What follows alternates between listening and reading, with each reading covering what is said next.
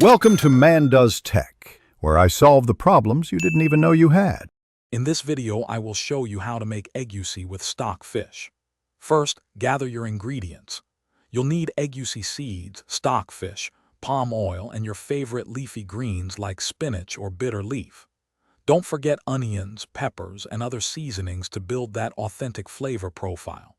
Having everything ready makes the cooking process smooth and enjoyable, ensuring a delicious outcome for your egusi soup. Next, let's prepare the egusi paste, which is crucial for the soup's texture and taste. Take your egusi seeds and grind them into a fine powder. Then, gradually add a little water to this powder, mixing until it forms a thick, pliable paste. This paste will be fried later, creating those wonderful egusi lumps that are a hallmark of a great egusi soup. It's a simple step that makes a big difference. Now it's time to build the flavorful soup base. Heat some palm oil in a pot and sauté your chopped onions until they are soft and aromatic. Carefully add the egusi paste to the oil, frying it gently for about 5 to 7 minutes, stirring occasionally.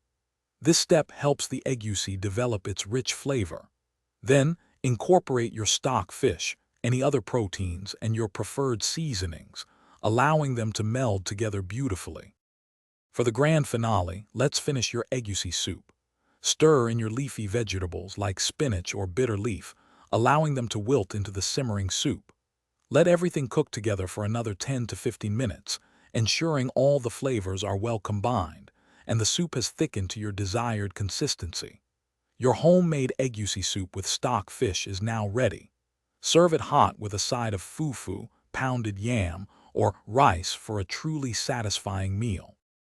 Thanks for watching. If you found this helpful, don't forget to like and subscribe.